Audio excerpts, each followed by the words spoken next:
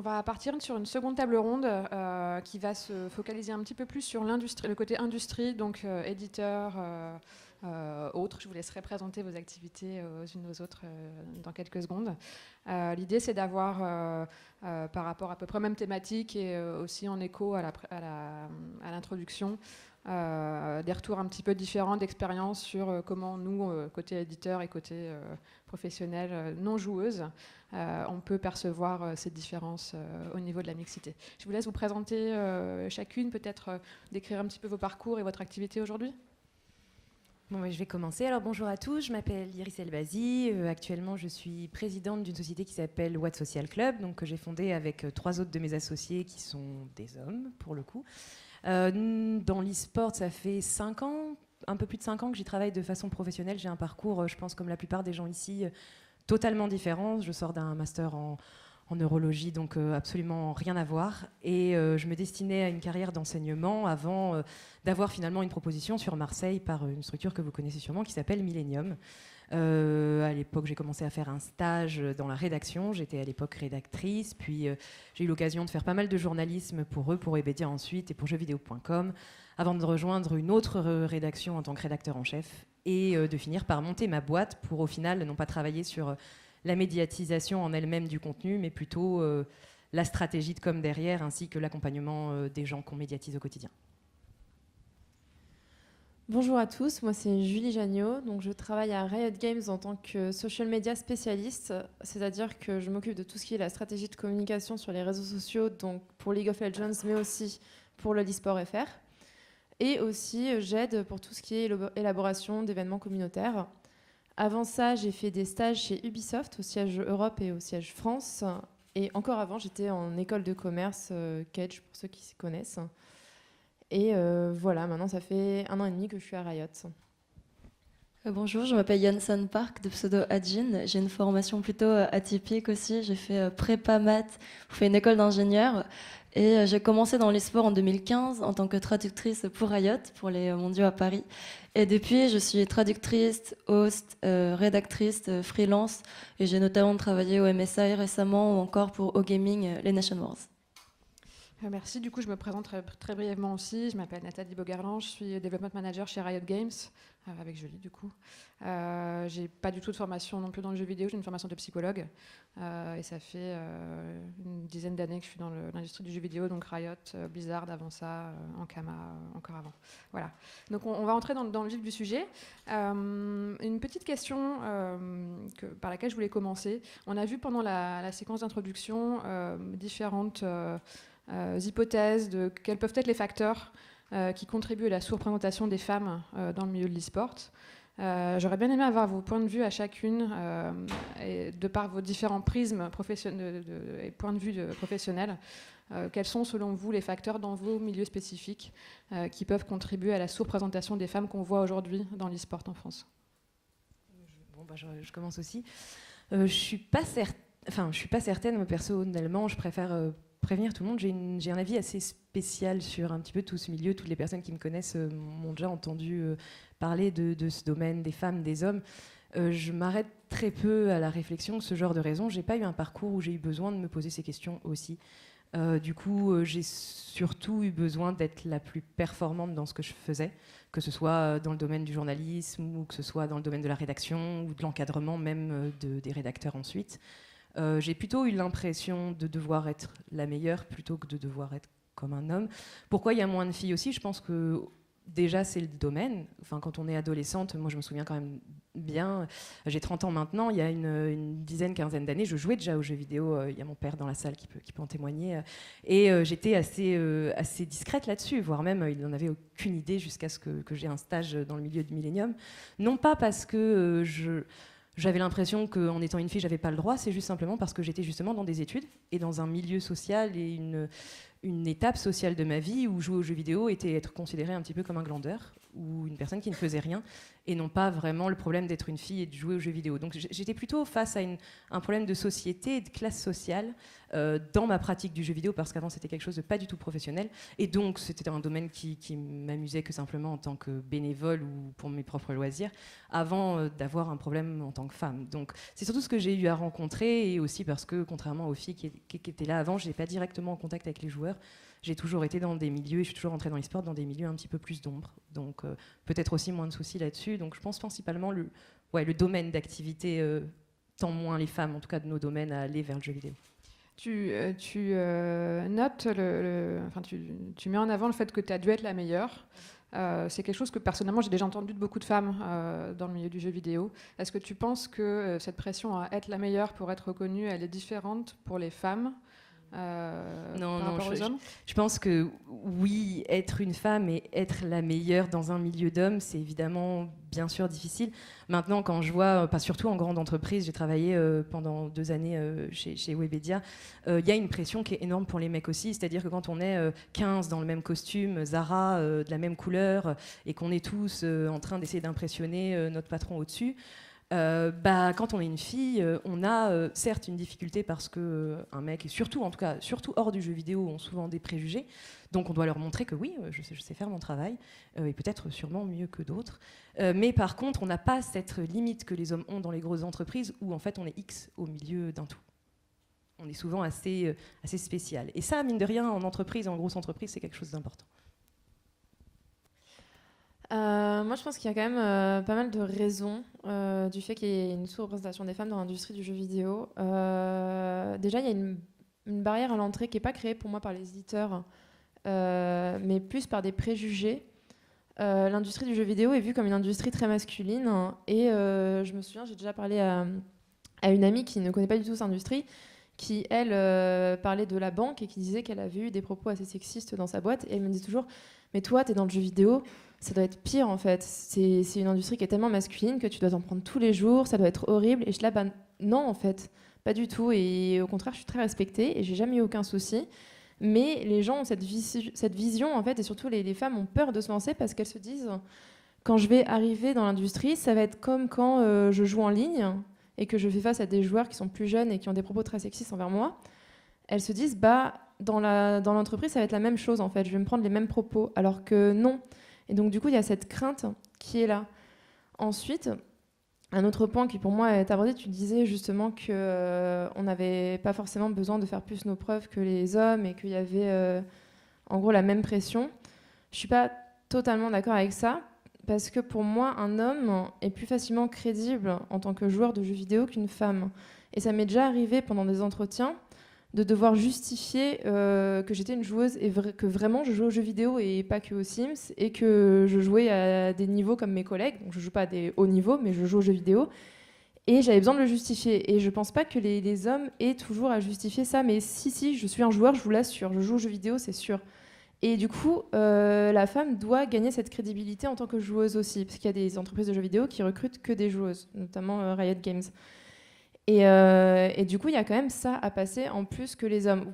Les hommes aussi doivent le passer, mais ils le passent de manière plus facile.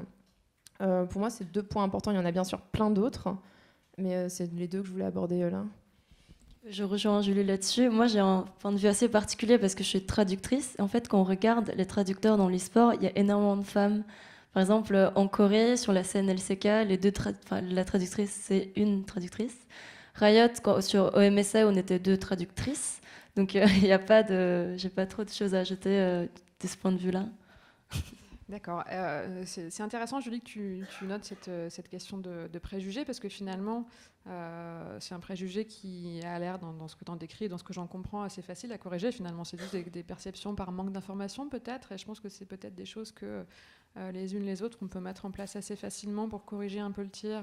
Est-ce que tu penses, Julie, par exemple, qu'au niveau des réseaux sociaux, dans ta stratégie de communication sur les réseaux sociaux, c'est quelque chose qui est possible de mettre en avant par une communication peut-être plus neutre, non genrée ou Clairement, oui. Après, il faut faire attention, vu que moi, je communique surtout sur les contenus du jeu et ce qui se passe. en faisant toujours attention justement de ne pas mettre trop les hommes en avant ou trop les femmes en avant, mais mettre tout ça sur un pied d'égalité. Après, ce qui est possible de faire, et ce que je pense que les entreprises pourraient faire, c'est communiquer sur les réseaux sociaux au nom de la boîte. Donc par exemple, aujourd'hui on n'en a pas, mais si on avait un compte Riot Games France, on pourrait mettre en avant les parcours des professionnels qui sont avec nous, professionnels masculins et féminins, pour montrer aux jeunes femmes qui sont dans les écoles qu'elles ont aussi leur place en fait. Et ça, c'est une communication qu'on pourrait avoir. Aussi, ça pourrait se faire en intervenant dans les écoles, comme on l'avait fait une fois. Mais clairement, il y a quelque chose à faire. Et les jeunes, aujourd'hui, sont énormément sur les réseaux sociaux. Donc, c'est très important de faire attention à sa communication sur les réseaux sociaux et qu'elle soit vraiment non genrée et non sexiste. Parce que c'est ce que les gens voient. Et beaucoup de préjugés vont passer par les réseaux sociaux. Donc, clairement, c'est un point important. Après, il faut encore faire attention... distinction entre communication sur la boîte interne ressources humaines et communication sur le jeu. D'accord, merci. Est-ce que, Yonson, peut-être cette question était un petit peu plus dirigée vers toi. La Corée du Sud, et en particulier l'Asie en général, ça a été un petit peu le berceau de l'e-sport.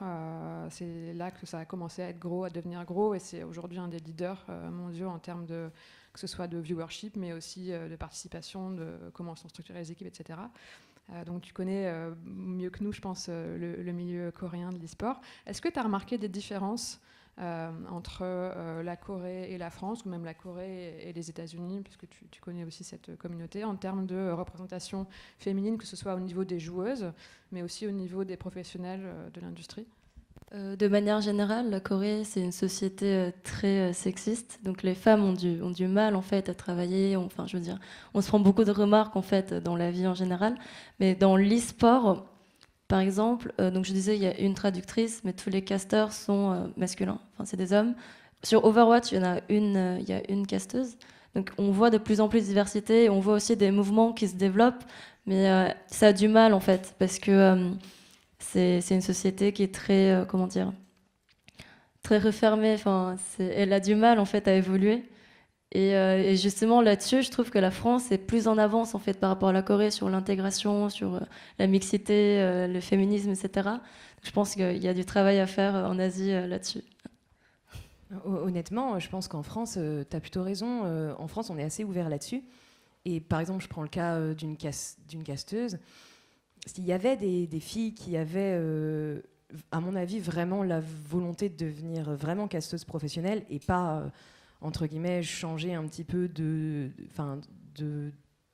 centre d'intérêt tous les mois, je pense qu'on en aurait sans souci une ouverture des bras de la plupart des structures que tout le monde connaît et qui évoluent dans notre milieu. Je pense que c'est une fille arrivée avec les compétences. On l'a bien vu avec Bully, qui est arrivée assez vite avec des compétences d'host, et elle fait maintenant les plateaux gaming. Donc je pense que et Bully, je la connais depuis longtemps pour le coup. C'était une rédactrice que j'avais quand j'étais chez Millennium à gérer le portail League of Legends. Donc je l'ai vu arriver, je l'ai vu commencer à écrire, je l'ai vu se renseigner. Maintenant, il y a très très peu de filles qui pourraient et qui le font. Il faut aussi en avoir conscience. C'est-à-dire qu'on n'a pas beaucoup de filles à ces postes-là. Non, c'est aussi parce qu'elles n'existent pas forcément. Donc, est-ce que maintenant c'est un manque d'intérêt des jeunes, et parce que c'est vrai que quand on avait, nous, 14 ans, qui avons 25-30 ans, il n'y avait pas la DSL dans toutes les maisons, donc c'était vachement plus compliqué, mine de rien, de s'intéresser à ça.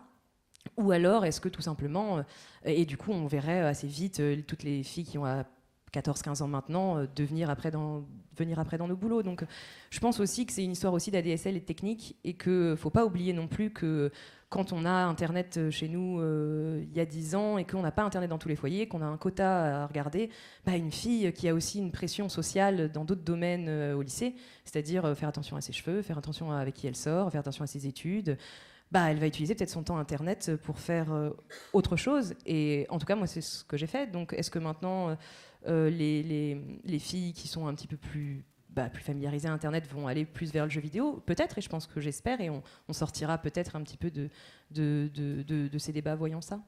Je suis pas sûre qu'il y ait que de ça, parce que Laure, par exemple, a été mise énormément sur le devant de la scène. Et il faut admettre quand même que ça n'a pas été facile pour elle. Elle a reçu énormément de critiques, ça a été très dur. Elle a eu un mental de dingue pour réussir à continuer à faire ce qu'elle aimait. Et ça aussi, c'est quelque chose qui fait très peur. Je suis sûre qu'il y a énormément de filles qui auraient les compétences d'être host comme elle l'est, mais qui n'osent pas le faire et qui n'osent même pas se lancer là-dedans et même pas se montrer parce qu'elles ont une peur de je vais être jugée sur mon physique, je vais me prendre des réflexions des joueurs qui me voient sur les streams. C'est pas facile aussi. Alors, je comprends ça tout à fait, et je suis la première à être un petit peu touchée quand je dis ça sur un chat. Je fais quelques plateaux quand même, et ceux dans des domaines qui sont pas e-sport, qui sont divertissement, donc ils sont d'autant plus... je dis pas que c'est propre aux jeux vidéo, voilà. Pour le coup. Hein, voilà, c'est pas propre aux jeux vidéo. Par contre, je pense aussi que Bully, pour reprendre son exemple, ou n'importe quelle fille qui sera sur une caméra, va se prendre des réflexions sur son physique. Oui, très souvent, des gens qui sont rajoutés, qui sont un petit peu moins hype et qui sont des garçons cette fois-ci et qui arrivent dans une équipe déjà formée avec des gens qui ont déjà de la hype et déjà des abonnés, subissent également eux aussi des remarques qui sont extrêmement dures à subir, qui sont peut-être pas sur le physique ou peut-être pas sur quelque chose qui peut faire de la peine directement ou parce que c'est difficile de se regarder dans la glace et de se dire ah bah ouais mon bras il est un petit peu plus gros, mais qui sont aussi sur leur niveau de jeu, sur leur façon d'expliquer, sur leur flow dans leur rythme de casting, et ils en subissent d'autant plus. Donc on n'a pas les mêmes problématiques, mais pour le coup, pour Bully, évidemment que ça a été très dur, mais je suis certaine que, c'est même pas je suis certaine, c'est que j'ai plein d'exemples d'hommes qui ont subi des rejets du chat Twitch, par exemple, sur d'autres domaines, certes, mais parce qu'ils étaient simplement nouveaux. C'est pas les mêmes types. Oui, et c'est pas systématique, alors que chez les filles, c'est vraiment systématique, j'ai l'impression. Après, ça dépend aussi des communautés. Par exemple, Laure, donc, qui vient de LoL, elle a pris cher de la communauté. Moi, quand j'ai hosté mon premier événement sur StarCraft, les gens, ils ont été vraiment accueillants, en fait. J'ai été plutôt surprise. J'ai pas beaucoup vu de remarques négatives. Et pourquoi sur du LoL? Est-ce que c'est un problème de moyenne d'âge? Est-ce que c'est la maturité de la communauté? Mais à un moment, ça veut dire qu'il y a quelque chose qui n'a pas marché, vu que les gens, la communauté StarCraft, ils ont aussi été jeunes à un moment. Enfin, ils ont les mêmes préjugés, sûrement. Mais pourquoi les réactions sont différentes? Je sais pas. Mais juste pour reprendre ce que tu disais, des critiques pour moi sur le skill et sur la performance et tout, les femmes les ont aussi en fait, ces critiques-là. Les femmes les ont, elles ont ces critiques si elles font mal leur intervention, si elles bégayent ou tout comme ça, elles vont aussi se prendre des réflexions. Si elles jouent mal, elles vont aussi se prendre des réflexions sur leur skill. Et en plus, elles ont toutes ces réflexions sexistes sur leur physique. Donc c'est un frein. Je ne dis pas qu'il y a énormément de femmes qui veulent postuler. Clairement, il y a un problème. On le voit dans l'industrie du jeu vidéo. Il y a très peu de femmes qui veulent postuler.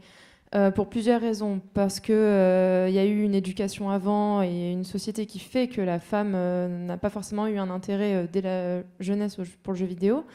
Mais pour moi, il y a aussi, et je l'ai vu quand on est allé intervenir justement dans l'école avec Nat, il y a énormément de filles qui ont peur en fait de se lancer parce qu'elles ont justement peur de toutes ces critiques-là. Et je suis persuadée qu'il y a énormément de femmes qui n'osent même pas postuler dans l'industrie du jeu vidéo, justement parce qu'elles ont peur d'arriver dans un environnement sexiste. Alors que, encore une fois, je le répète, c'est pas le cas. Pour moi, l'industrie du jeu vidéo, pour avoir fait Ubisoft et Riot et avoir rencontré des femmes qui bossaient dans d'autres boîtes, il y a très peu de sexisme par rapport à d'autres industries qui sont vachement plus, on va dire, sexistes tout simplement. Donc c'est vraiment que des préjugés. Mais ces préjugés, ils sont créés par des joueurs jeunes qui ont un impact sur les réseaux sociaux, qui ont un impact sur les channels Twitch. Et ces préjugés-là qui sont créés par ces personnes-là sont étendus à l'industrie en elle-même. Et ça, c'est un problème. Alors, je suis assez d'accord et je vois comment tu vois ça maintenant. Honnêtement, c'est peut-être pas les mêmes biais, mais pour le coup, je vois énormément d'hommes. On parle de joueurs comme de streamers, comme de personnes évoluant dans cette industrie. Je vois énormément de jeunes hommes qui sont extrêmement meurtris par les retours des chats ou des tweets. On en bien a sûr, c'est aussi, il faut aussi se dire que toute personne sera critiquée sur une spécificité qu'elle a. C'est sûr que quand tu vois une fille arriver sur un plateau où il n'y a que des mecs, la différence fait parler. Donc le fait qu'elle soit une fille va être plus remarqué au début. Maintenant, je pense aussi qu'il y a quand même une facilité et un côté où on a quand même un petit peu plus le droit à l'erreur parce que beaucoup de mecs dans ce milieu-là sont bienveillants. Et très souvent, quand on a besoin de poser une question ou d'avoir une aide, personnellement, je me suis jamais pris un mur, ou j'ai jamais été mis en face, où je me suis dit, le chat, il est plus horrible avec moi qu'avec d'autres. c'est pas du tout mon expérience. Alors je comprends que ça peut arriver à d'autres, mais je veux juste pas en faire une généralité pour le C'est coup. intéressant que tu mentionnes la bienveillance parce que ça a été mentionné dans la table ronde juste avant et Kayane a dit très justement que parfois cette bienveillance était un peu maladroite. Oui. Et je pense que quand on regarde effectivement tous les commentaires qu'il y a sur les streams de Bully ou ces articles, etc., il y a beaucoup de commentaires qui sont faits de manière bienveillante mais qui sont excessivement maladroits et sexistes. C'est-à-dire qu'ils vont, plutôt que de dire super intéressant la manière dont tu as analysé le match de telle équipe, ils vont dire ah, t'étais vraiment mimi dans ta robe aujourd'hui. Enfin, c'est complètement au-delà du fait d'être débile, c'est juste super sexiste. Et je pense que ça participe à cette sensation de sexisme, enfin en tout cas de discrimination plus importante pour les femmes, parce que même quand c'est bienveillant, c'est parfois très maladroit. Alors heureusement, c'est pas systématique, mais je pense que ça accentue peut-être aussi nos perceptions les unes aux autres de ce problème-là. Ouais, je suis d'accord pour le coup. Une petite question plus orientée vers toi, Iris, parce que du coup, tu es quand même maintenant assez senior dans le milieu. Ça fait longtemps, quoi. Okay. C'est une industrie qui est jeune et ça fait quand même plusieurs années que tu travailles là. Donc, tu as croisé beaucoup, enfin, j'imagine, beaucoup de femmes, malgré tout, à des postes et des responsabilités différentes.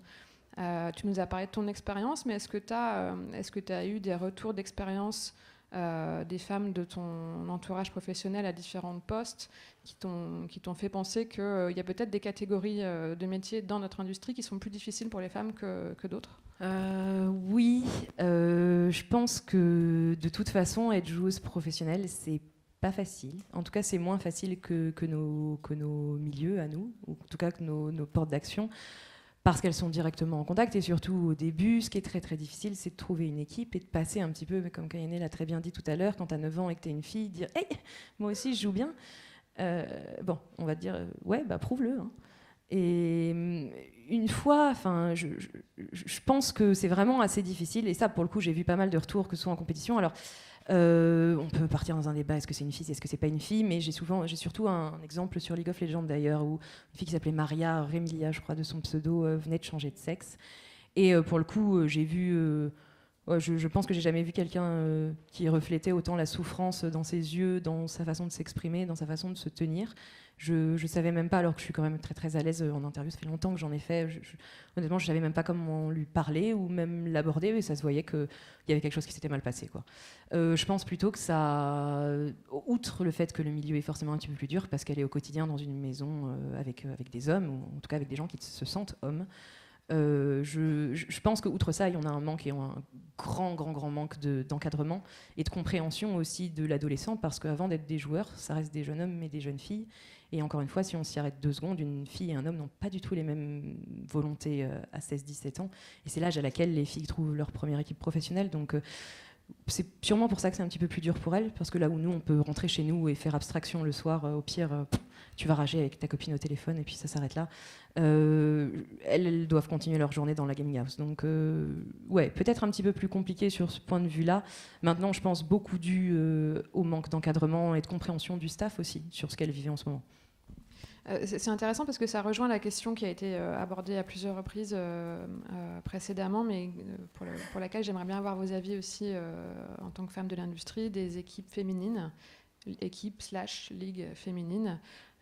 Est-ce que tu penses, qu'est-ce que vous en pensez déjà de ce concept? Est-ce que pour vous c'est bien, pourquoi, qu'est-ce qui est positif? Et aussi, est-ce que tu penses, Iris, peut-être que ça pourrait contribuer à faciliter ce point que tu viens d'énoncer de la difficulté des filles, des jeunes femmes ou des adolescentes lorsqu'elles débutent leur carrière de professionnelle? Je vais répondre au début, je vous laisserai la parole après. Tout à l'heure, on a parlé d'un truc qui s'appelait la Ligue féminine. C'est quelque chose sur lequel je travaille pas mal dans l'ombre, pour le coup, parce que j'ai pas le temps de le tenir, et puis que Ni ou Hassan, Sonia de son prénom, qui s'en occupe très très bien, fait un merveilleux boulot dessus. J'ai été... Alors, pourquoi est-ce que je pense que c'est une bonne chose? Outre, je regarde pas plus loin, je regarde juste pour le point d'entrée. Je pense que c'est un très très gros point d'entrée, un point d'entrée nécessaire pour les filles qui, justement, comme Julie le dit, elles ont peur forcément d'être jugées. Maintenant, c'est une peur qui est aussi fausse, comme tu le notes. Alors, c'est pas faux, mais c'est beaucoup extrapolé par la maladresse de nos collègues masculins. Et du coup, c'est pas mal aussi parce que ça permet aux filles, non pas de s'intéresser au jeu, mais de s'intéresser et de reprendre un esprit compétitif.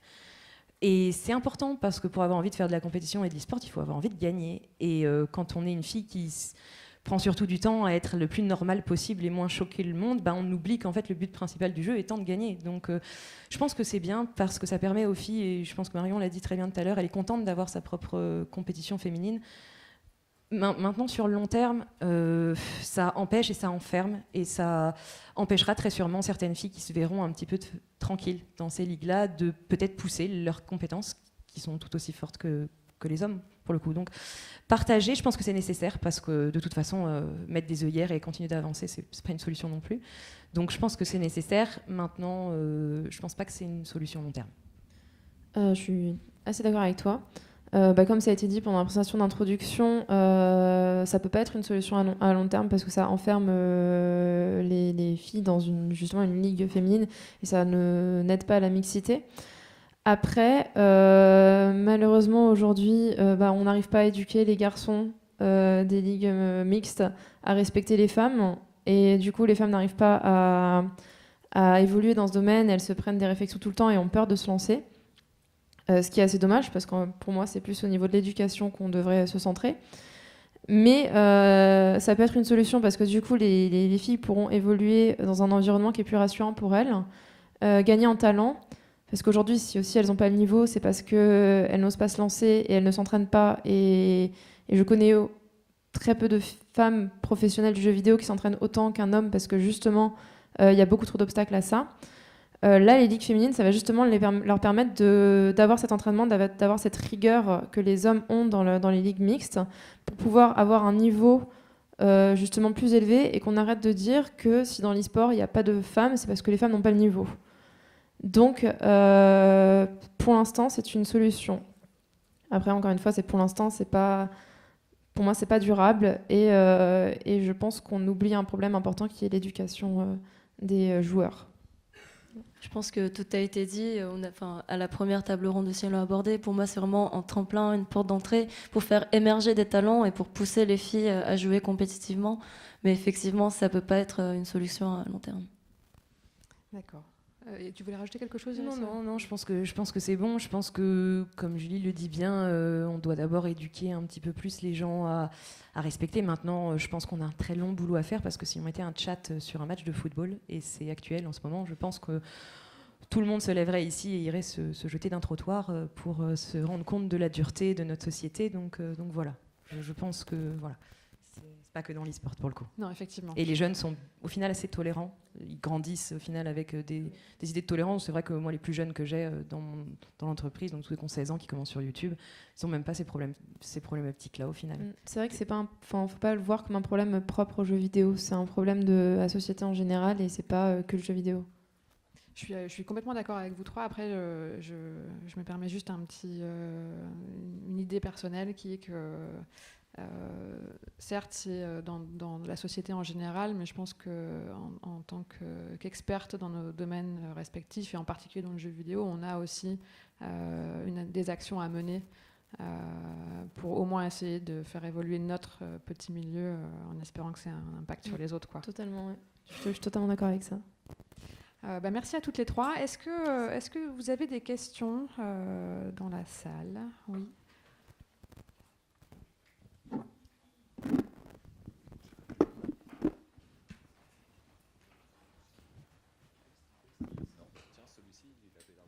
Et celui-là marche? Oui, pardon. J'ai plein de questions. Du coup, est-ce que je peux en poser deux? Vous choisissez laquelle vous voulez répondre? On peut répondre aux deux même. Ok, on fait comme ça. Dans la première partie, on a soulevé le fait que développer des ligues amateurs, des tournois amateurs, l'e-sport à ce niveau-là, ça permettrait de faire émerger des talents féminins qui, pour le coup, pourraient être recrutés pour les teams mixtes. Les volontés actuellement de Riot et de Blizzard ont plus tendance à dire nous, maintenant, on prend la mainmise sur l'e-sport, et l'e-sport, c'est comme ça. Est-ce qu'il n'y a pas un risque que ça fasse disparaître justement ce moyen, ce côté amateur, et pour le coup, voir disparaître un moyen d'action? Ça, c'est la première. Moi, je veux bien répondre à celle-là, et elle rigole parce qu'elle sait pourquoi. En gros, sur ce projet de Ligue féminine, faut savoir que le point de vue des éditeurs, c'est normal. Les jeux sont mixtes et ils veulent ne pas faire de différenciation justement pour engager cette mixité-là. Et moi, j'ai été voir Julie justement pour cette histoire de ligue féminine et pour essayer de voir du coup et d'avoir un petit peu au maximum de soutien qu'on pouvait avoir, puisque ce qui est spécifique dans la ligue féminine, c'est que les streamers, masculins comme féminins, sont tout à fait au courant et ont pour, entre guillemets, ils ont été tous assez cool. Pour le coup, ils ont tous pubé le processus, que ce soit des femmes ou des hommes, et on a quand même pu monter ça même sans soutien direct de l'éditeur. Donc c'est pas parce que l'éditeur ne veut pas forcément s'impliquer dans des questions sociales qui au final sont pas forcément de son ressort, qu'on ne peut pas monter des projets si on en a envie. On a monté ça qu'avec des bénévoles, qu'avec les gens de la scène et simplement en call Skype. J'ai été voir Énergie, mais ils m'ont pas servi à grand chose. Et du coup, non. Je pense que justement non, et je pense que ça rapproche encore plus, et que la scène amateur est très très sympa comme dans tous les autres domaines. Par exemple, en Corée, il y a des ligues féminines en fait organisées. Enfin, c'est une scène amateur et il y a des ligues féminines depuis quelques années. Et sur StarCraft, il y a des Discord juste qu'avec des femmes pour justement développer cette communauté féminine. C'est vrai. Et faut savoir que du coup, dans l'e-sport, Riot a des ligues du coup qui sont mixtes. Il n'y a pas de ligue officielle féminine, mais ça n'empêche pas à Riot de faire des efforts aussi pour améliorer la mixité.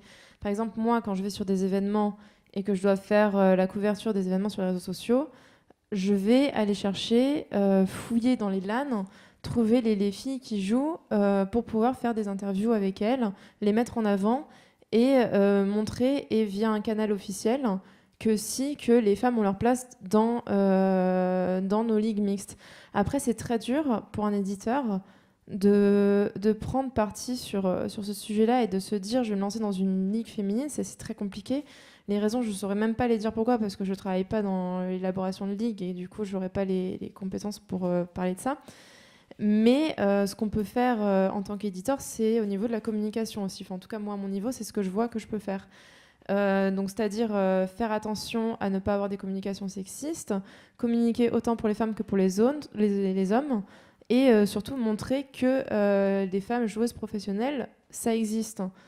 Voilà. Bon, je suis tout à fait d'accord. Je me permettrais juste de revenir sur le début de ta question, qui est, en gros, Blizzard et Riot aujourd'hui ont la main mise sur l'e-sport et décident de commencer.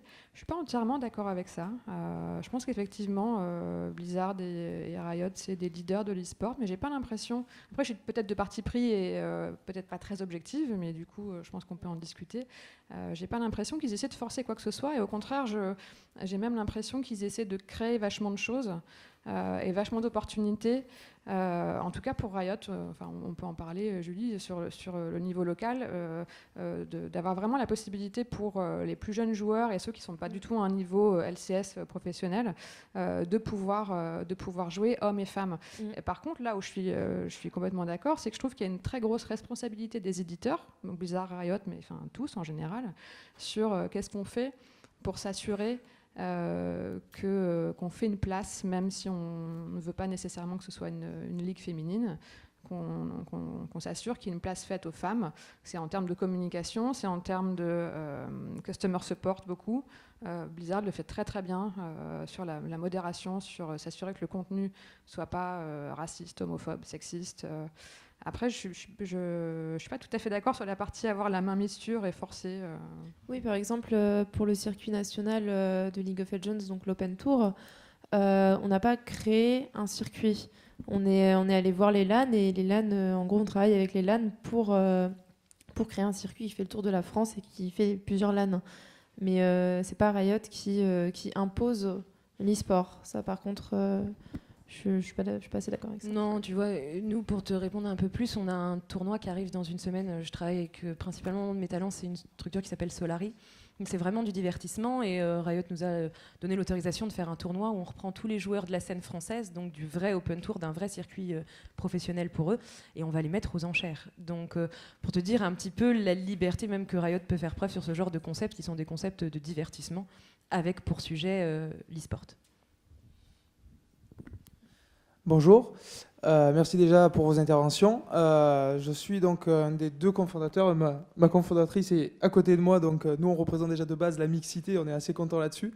Mais j'ai une réaction et une question. La première, c'est déjà, on parlait justement de de l'incompréhension des fois un peu maladroite entre le joueur et la joueuse. Nous, on le voit souvent dans notre Discord, quand ils parlent tous ensemble, il y a ce qu'on appelle nous les trolls. Ça n'existe pas du côté féminin déjà de base. Attends, ça n'existe pas parce qu'elles font croire que c'est des hommes à ce moment-là. Non, mais ce que je veux dire, c'est qu'il y a quand même beaucoup plus de trolls masculins que féminins. C'est pas dans l'objectif c'est pas dans la mentalité féminine, on va dire, d'aller troller de base. Même s'il doit y en avoir, hein, je dis pas, mais il y en a beaucoup moins.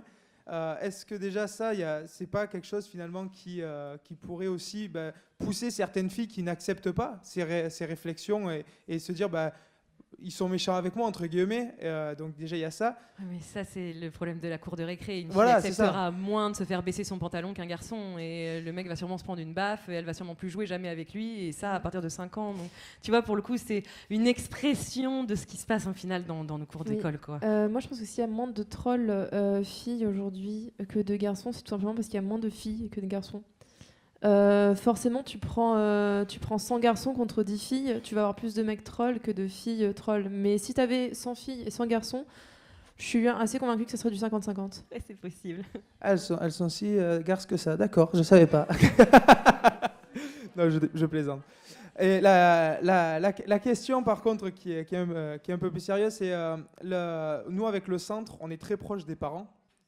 Et on a remarqué qu'il y a un très gros manque d'informations déjà aux parents au niveau du jeu vidéo.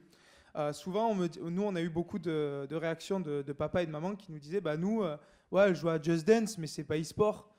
Et en fait, quand moi je prends beaucoup l'exemple de Dina, qui est une super championne que j'ai rencontrée plusieurs fois, et c'est vrai qu'en fait, les gens ne savent même pas en fait réellement si ce que font leurs enfants sur leur jeu peut être à tendance e-sport ou pas. Donc, est-ce qu'il n'y aurait pas, au travers de Women Game notamment, de dire justement, vos filles qui jouent aux jeux vidéo sont potentiellement des e-sportives, et leur expliquer aussi déjà à la base, justement aux parents, la pratique de l'e-sport, tout simplement. Totalement. Enfin, les parents, pour moi, ont un rôle très important à jouer, parce que pour moi, un des gros problèmes à la non-mixité dans l'univers du jeu vidéo, c'est l'éducation à la base. Après, je pense que notre génération, pour le coup, est moins touchée, parce que nos parents sont vachement plus ouverts à tout ça. En tout cas, moi, c'est l'impression que j'en ai. Mais clairement, je pense qu'une sensibilisation auprès des parents serait très pertinente. Et en fait, je pense que ce serait même le cas pour les hommes, en fait. Parce qu'il y a beaucoup de parents qui ne comprennent pas ce que leurs fils font et qui trouvent que le jeu vidéo, c'est comme tu disais au début, c'est un truc de branleur. Et donc pour moi, c'est plus une sensibilisation à l'e-sport et aux jeux vidéo en général, plus qu'à la mixité en fait. Ouais, je suis assez d'accord pour le coup. J'ai souvent contact avec des écoles, des lycées ou même des parents en fonction de l'activité que je fais dans ma boîte. Et c'est très très important de les tenir au courant. Les parents aident déjà, je suis hyper honnête avec ça, quand on a un talent de 16 ans qui a X centaines de milliers d'abonnés sur YouTube, on va avoir une discussion avec ses parents, on va leur expliquer de faire attention au temps de jeu et de limiter le temps de jeu, etc. Pourtant, c'est sa rentabilité directe, le nombre de vidéos qu'il poste. Mais à 16 ans, que ce soit une fille ou même un mec, on doit prendre en compte le fait que l'adolescence développe bien. Et au même titre que les parents, il va falloir aussi sensibiliser les lycées, parce que je commence à avoir des youtubeurs qui sont proches d'1 million d'abonnés, dont les élèves des autres classes achètent leur emploi du temps. Donc, et les attendent aux sorties d'école, avec signature d'autographe, etc. Donc, c'est-à-dire que c'est des gamins qui sont même plus en mesure de se développer normalement dans un lycée. Et que ce soit une fille ou un mec, on arrive vraiment dans une zone clairement noire où il va vraiment falloir s'en occuper. J'ajoute juste un dernier truc sur ce qui est éducation. Ce que par contre qui serait aussi bien de faire, et ça c'est pour la société en général et pas que le jeu vidéo, c'est de sensibiliser les parents au niveau de l'éducation de leurs garçons et du respect qu'ils devraient avoir envers la femme. Voilà. Alors ce qui est très très... Et c'est assez marrant là-dedans d'ailleurs, parce que j'ai eu une maman la dernière fois au téléphone d'un youtubeur dont je tairai le nom, qui a un caractère très très emballé sur ses réseaux sociaux et qui pour le coup n'est pas du tout comme ça à la maison. Donc c'était très très marrant d'avoir ce côté en fait, et pour là on se rend vraiment compte qu'on est dans un espèce de divertissement et au final le gamin joue une sorte d'acting aussi derrière un écran, et c'est aussi ça qui augmente beaucoup le milieu, je pense.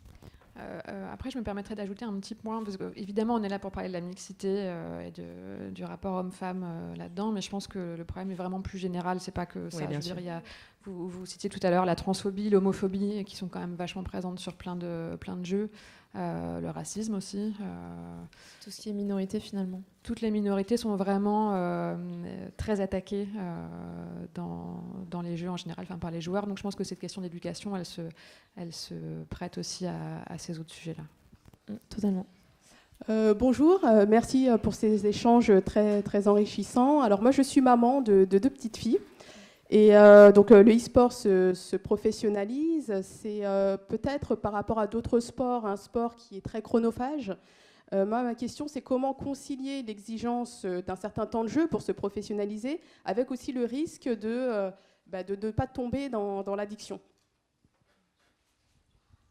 Tout ce qui est bon est une addiction. C'est ce que je dis la plupart du temps aux parents. De toute façon, que votre enfant fasse Counter-Strike professionnel, League of Legends professionnel ou volley professionnel, on aura de toute façon un temps un petit peu moindre qui sera dédié aux études. Le point important de tout ça, c'est de quand même leur faire se rendre compte qu'il y a des périodes essentielles dans la vie et que c'est une chose d'être le roi du monde à 16 ans, à 17 ans et de gagner 10 000 euros, mais c'est une autre chose d'avoir 27 ans et de devoir participer à des choses de la vie de tous les jours comme ça et de ne pas être capable de s'exprimer en français parce que justement, on a eu des déficits dans notre vie de tous les jours. Et c'est souvent comme ça que je motive la plupart de mes talents en leur montrant que pour l'instant, quand on est adolescent, on ne se rend pas forcément compte de l'importance d'une place dans la société pour un adulte et que beaucoup de choses qui manquent dans leur apprentissage, comme l'école ou comme la culture, tout simplement, parce que pas être capable de répondre à une question de Trivial Pursuit, quelle est la capitale de l'Allemagne, c'est un souci. Et ça en sera un quand ils feront des soirées couples avec leurs copines, qui ne sera pas du tout de ce milieu-là. Et je pense que c'est important de leur rappeler qu'après joueurs professionnels, ils auront une autre vie et que l'école, c'est surtout fait, non pas pour les aider dans leur carrière professionnelle, mais pour leur vie d'après. Oui, et je pense que les adolescents ont aussi, c'est très facile pour eux de tomber dans l'addiction, et pour moi, les parents doivent les aider à trouver un équilibre. Je pense que n'importe quel joueur mère professionnel de sport aujourd'hui a eu un moment dans sa vie où il a dû trouver cet équilibre entre les études, le sport, faire un choix. Donc peut-être que les sportifs ont la chance, je crois, d'avoir des études qui sont aménagées, où ils peuvent faire les deux. Aujourd'hui, dans le jeu vidéo, c'est pas possible. Enfin, peut-être que ça le sera. Mais les parents doivent les accompagner en s'informant eux-mêmes, en fait, aussi. Combien de temps mon enfant doit jouer pour pouvoir avoir un niveau ? Est-ce que c'est vraiment choquant qu'il fasse 3 games par soir, ou est-ce que c'est normal ? Enfin, le parent, s'il s'informe, je pense qu'il arrivera justement à aider son enfant à trouver cet équilibre entre les études et le jeu vidéo.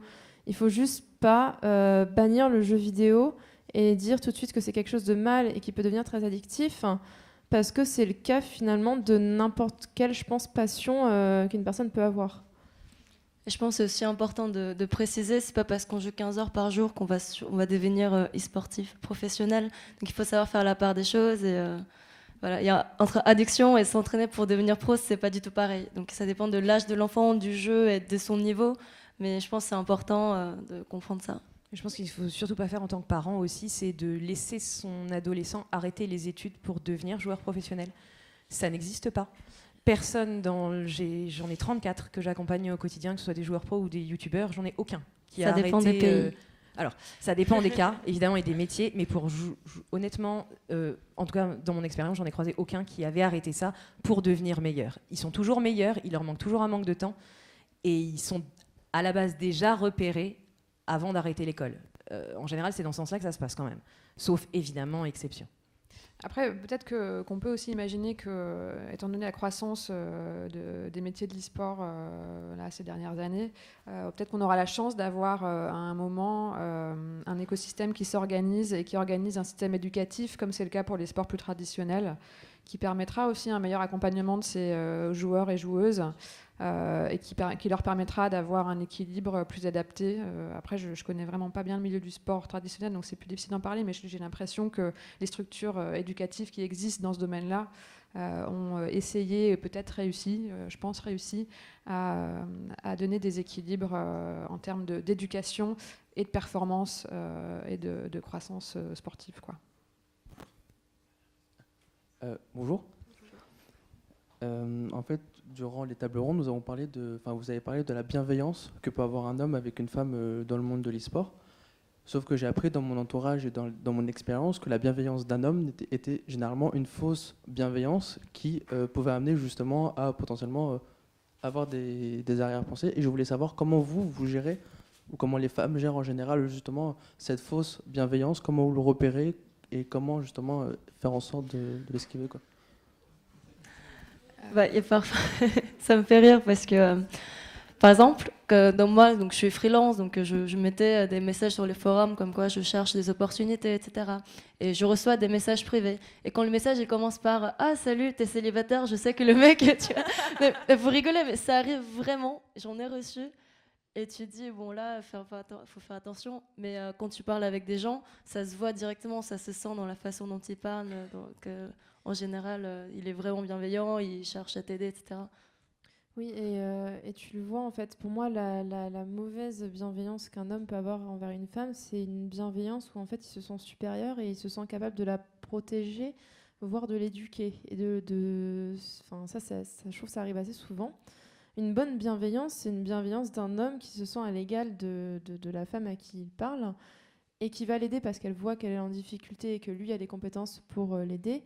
Ça, c'est une bonne bienveillance. Mais à partir du moment où un homme paterne, on va dire, une femme ou l'aide parce qu'il suppose être supérieur à elle, là, c'est de la mauvaise bienveillance. Et ça arrive assez souvent. Et ça, pour le coup, c'est une mentalité.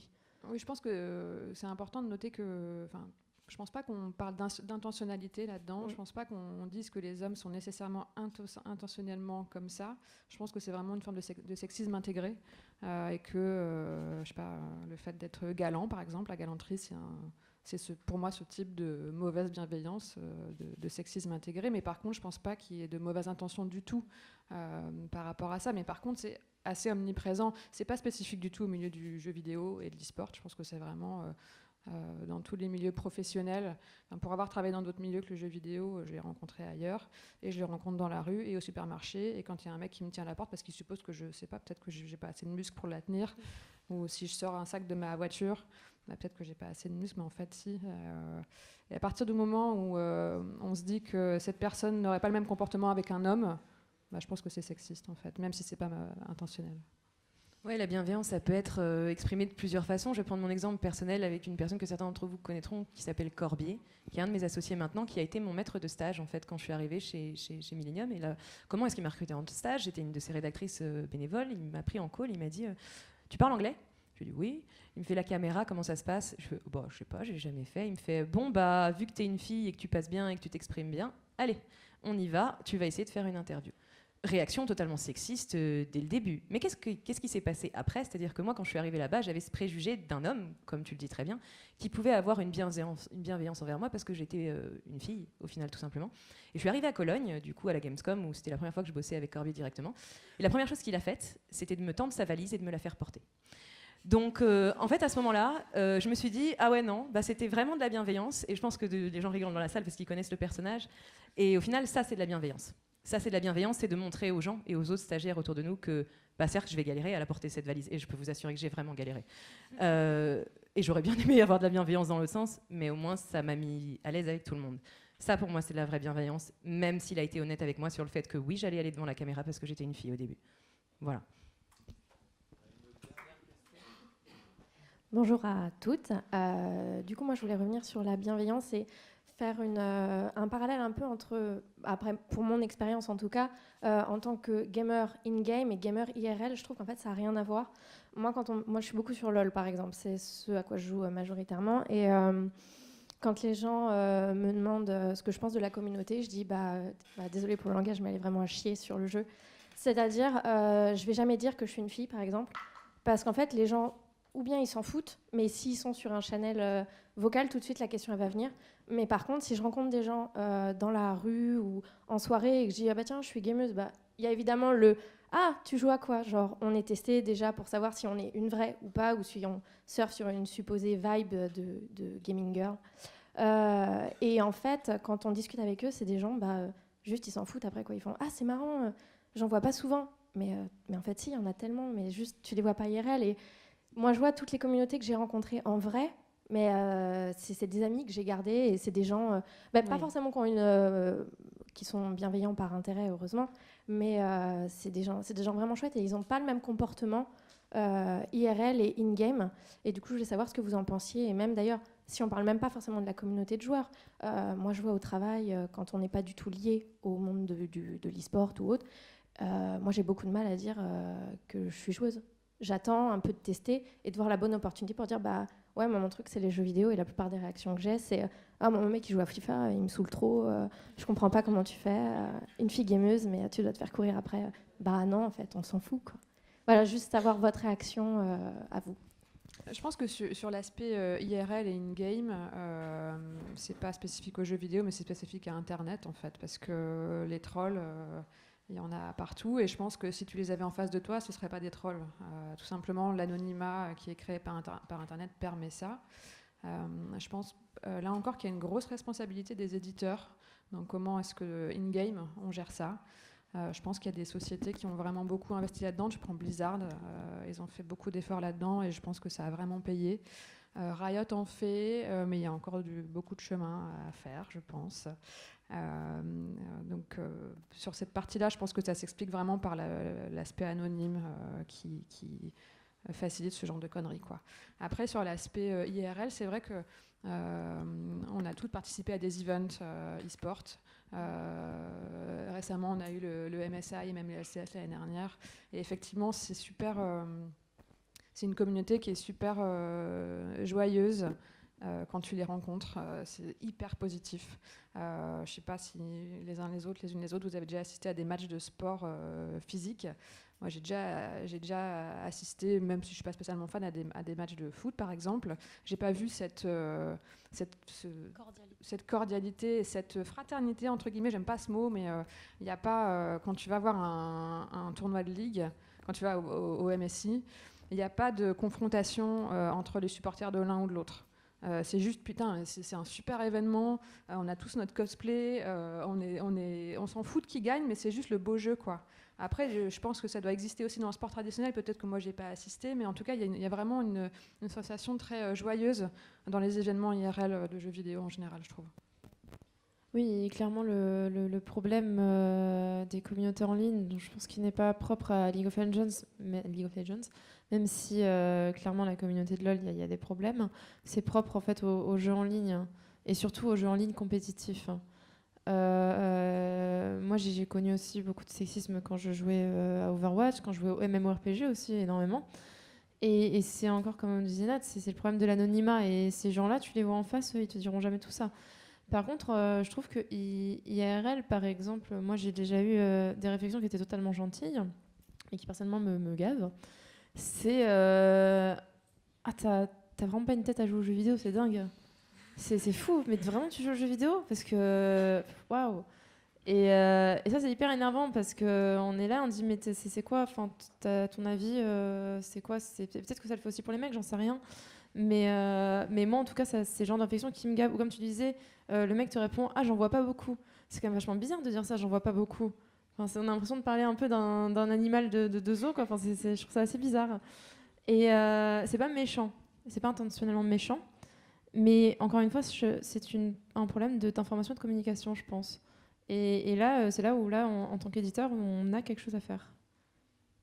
Oui, je suis assez d'accord. Je pense que oui, je suis assez d'accord avec toi au final. J'ai ressenti exactement la même chose. J'ai été joueuse pendant très très longtemps sur WoW, donc un MMO, et j'étais glad. Et je disais à tout le monde que j'étais le petit frère d'un de mes mates. Ça passait bien du coup parce que j'avais une voix pas trop aiguë, donc c'était. Et un jour, quelqu'un l'a appris. Oh mon Dieu. Alors là, il y a tout le monde qui voulait me parler en vocal, alors tout le monde s'en foutait de moi. Donc oui, j'ai eu cette espèce de petit truc. Ah, ça devient comme ça. Et au final, ça s'est passé en 2-3 jours, quoi. Franchement, et j'ai toujours retrouvé. J'ai encore des amis d'il y a 12 ans, 10 ans sur World of Warcraft que je vois encore, qui habitent pas loin de chez moi d'ailleurs. Et c'est quelque chose que j'apprécie vraiment énormément. Et pour en revenir à ce que je lui disais sur la façon, ce genre de commentaires qui t'énervent, moi ça m'énerve pas, ça me gêne. Parce que je sais pas quoi vous répondre dans ce cas-là. La plupart du temps, j'ai une autre phrase à la tête et c'est pas forcément gentil du coup. Donc en fait, ça nous gêne plus qu'autre chose. Je pense pas que ça nous énerve, je pense que ça nous énerve au bout de la 10e question dans la journée. Je pense que ça nous gêne surtout parce que tu es une fille, tu joues aux jeux vidéo, mais qu'est-ce que vous voulez qu'on réponde à ça, franchement? Enfin, oui. Je voulais Voilà. juste ajouter quelque chose par rapport au problème de la toxicité in-game. Elle disait que c'est à cause de l'anonymat. Mais j'ai l'impression aussi que c'est devenu un peu la norme. Par exemple, on parle de e-girl, de e-gameuse. Tout ça, tous ces termes-là, en fait, il faudrait juste qu'on arrête de les Alors, utiliser. c'est très très français pour le coup, puisque le mot e-girl, dans le reste des pays d'Europe, il est complètement inconnu. J'ai eu une réunion des télés européennes sur de l'e-sport il y a 2 semaines, et cette espèce de problème de mixité et de filles ne se posait pas du tout, sauf dans les pays francophones. C'est-à-dire la Suisse et la Belgique et la France. Dans tous les autres pays d'Europe, Mais du coup, d'où ça vient comment c'est né ce terme e-girl qui est maintenant perçu très péjoratif? Et pourtant, ça veut dire quoi? Oui, je suis une fille, je joue, je suis une e-girl. Voilà, donc je pense qu'il y a aussi une espèce de vague qu'il faudrait arriver à calmer, à éduquer en fait pour éviter ce genre de remarques.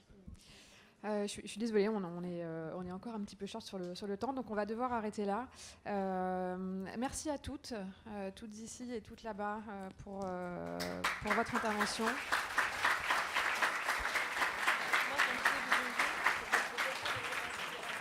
Merci beaucoup à Francis Sport, merci beaucoup à Women in Games, merci à Paris & Co, merci beaucoup à la mairie de Paris aussi de nous avoir permis de faire ça ici cet après-midi.